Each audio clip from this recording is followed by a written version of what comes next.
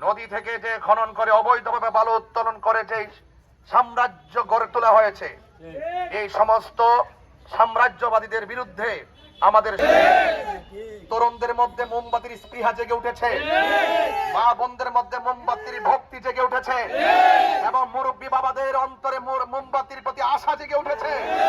এবং বোধ নিয়ে যদি আমি কাজ করি, ধর্মীয় মূল্যবোধ নিয়ে যেহেতু আমি কাজ করি, আমি ইনসাফ ভিত্তিক রাজনীতির মাধ্যমে এই মাধবপুর চোনারঘাট মাধবপুর থেকে সন্ত্রাস, চাঁদাবাজি, দুর্নীতি চিরতরে বন্ধ করে দেবেন ইনশাআল্লাহ। এই দেশে ধর্ম, বর্ণ, দল, মত নির্বিশেষে সকল মানুষ যার যার ধর্ম স্বাধীনভাবে পালন করবে। কেউ কারো ধর্মের উপরে হস্তক্ষেপ করে কথা বলবে না। সকলেই স্বাধীনভাবে যার যার ধর্ম পালন করবে। যারা বিভিন্ন ধরনের বিভিন্ন সময় আমরা লক্ষ্য করি যে ধর্মীয় অন্যান্য আমাদের মুসলমানদের বাহিরেও যে ধর্মীয় গোষ্ঠী আছে, অনেক সময় তাদের উপরে প্রেসার ক্রিয়েট করা হয়। এই দেশটা সবার, এখানে সবাই শান্তিপ্রিয়ভাবে যার যার ধর্ম স্বাধীনভাবে পালন করবে, ঠিক কিনা বলেন? আমি লক্ষ্য করছি অবৈধভাবে বালু উত্তোলন, নদী থেকে যে খনন করে অবৈধভাবে বালু উত্তোলন করে যে সাম্রাজ্য গড়ে তোলা হয়েছে, এই সমস্ত সাম্রাজ্যবাদীদের বিরুদ্ধে আমাদের সকলকে ঐক্যবদ্ধ থাকতে হবে। আমাদের এই মাধবপুর চোনারঘাট শিল্পায়নের পাশাপাশি জাতীয় উদ্যান, রেমা, কালেঙ্গা সহ এবং আমাদের যে সম্ভাবনা রয়েছে চা বাগান কর্তৃক আর্থিক যে উন্নয়ন করার সম্ভাবনা রয়েছে, সেই সম্ভাবনাকে ইনশাআল্লাহ আমরা জাগিয়ে তুলব। পাশাপাশি চা শ্রমিকরা যেভাবে কষ্ট ক্লেশের মাধ্যমে দিন যাপন করছে, রাজনীতিতে আসার প্রেক্ষাপটে আমি চা শ্রমিকদের বাড়ি বাড়ি যাওয়ার চেষ্টা করছি। তাদের যে হাহাকার, তাদের যে কষ্ট, তারা একটা কথাই বলেছে যে 178 টাকা যে দৈনিক আমাদেরকে মজুরি দেওয়া হয়, পারিশ্রমিক দেওয়া হয়, এটা দিয়ে আমাদের সংসার চলে না। এটাও বাস্তব, এটা দিয়ে সংসার চলতে পারে না। এই জন্য চা বাগানের চা শ্রমিকদের যারা রয়েছেন, আমি আশ্বস্ত করতে চাই, শুধুমাত্র 500 কম্বল দিলে চা শ্রমিকদের সমস্যা সমাধান হবে না। শুধুমাত্র মাঝে মাঝে গিয়ে 200-250 বিরিয়ানির প্যাকেট দিলে তাদের সমস্যা সমাধান হবে না। শুধুমাত্র তাদের কয়েকজন লোককে গিয়ে জিলাপি খাওয়াইলে তাদের সমস্যা সমাধান হবে না। তাদেরকে আর্থিকভাবে এমন সচ্ছল করতে চাই যেন তারা কারোর কাছে হাত পাততে না হয়। জিলাপি এবং কম্বল এবং তাদের আর্থিক অবস্থা, বাসস্থান সহ চিকিৎসা সহ যেন তারা নিজেরা নিজের পায়ে দাঁড়াতে পারে। কথা বলে এই জন্য বড় বড় আশ্বাস নয়, আমি আপনাদের মাঝে বিশ্বাসী হয়ে থাকতে চাই।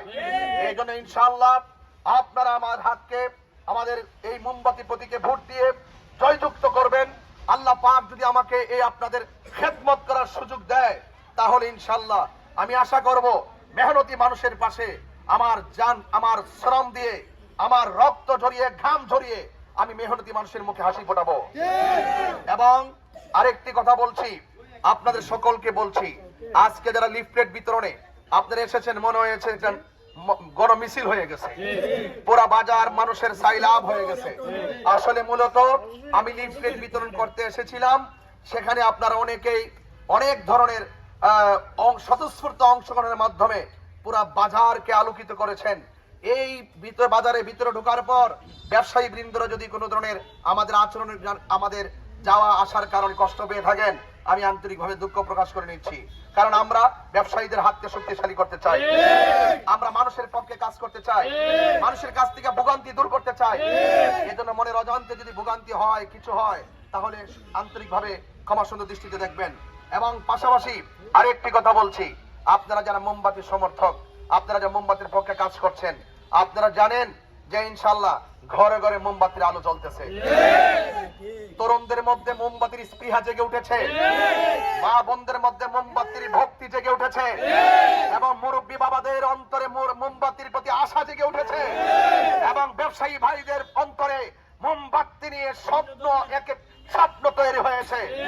আশা করি এই মোমবাতির জোয়ারকে কেউ দাঁড়িয়ে রাখতে পারবে না।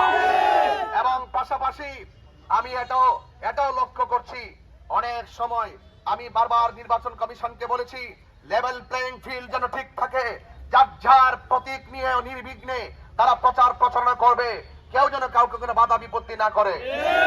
এবং নির্বাচন কেন্দ্রিক যেই জনগণের মধ্যে আকাঙ্ক্ষা তৈরি হয়েছে, হুমকি দামকি মামলার ভয় দেখিয়ে ওই বাংলাদেশের নির্বাচন নিয়ে যে আকাঙ্ক্ষা তৈরি হয়েছে, সে আকাঙ্ক্ষা রুটম্যাপ যেন ব্যাহত না হয়।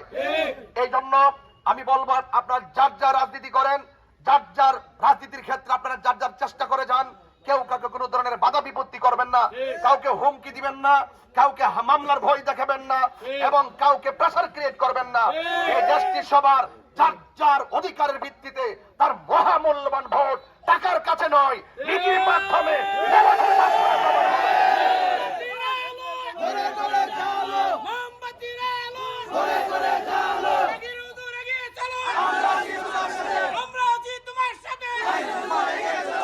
সবাই আমার জন্য দোয়া করবেন। এবং আপনারা অক্লান্ত পরিশ্রম করে আজকে যারা লিফলেট বিতরণী কর্মসূচিতে অংশগ্রহণ করেছেন, আপনাদের সকলকে মোবারকবাদ জানাচ্ছি। চোরারঘাট থেকে আমাদের প্রতিনিধি এসেছেন কয়েকজন, তাদেরকে আমাদের এই আজকের এই কর্মসূচিতে অংশগ্রহণ করার কারণে মোবারকবাদ জানাচ্ছি। এবং ইনশাল্লাহ আপনারা প্রস্তুত থাকুন। এই মাধবপুরে আমাদের গণমিছিলের নির্দেশনা আসবে, জানান দেওয়া হবে। আপনারা সকলে স্বতঃস্ফূর্তভাবে সেই গণমিছিলে একদিন অংশগ্রহণ করবেন এবং আপনারা আপনাদের যার যার পাড়ায় পাড়ায়, ইউনিয়ন থেকে ওয়ার্ড, ওয়ার্ড থেকে গ্রাম পর্যন্ত উঠান বৈঠকের মাধ্যমে আমাদের মোমবাতির এই প্রতীকটা পৌঁছে দিবেন এবং সবার কাছে দোয়া চাইবেন। আপনারা ভালো থাকুন, সুস্থ থাকুন। আসসালামু আলাইকুম ওয়া রাহমাতুল্লাহি ওয়া বারাকাতুহু।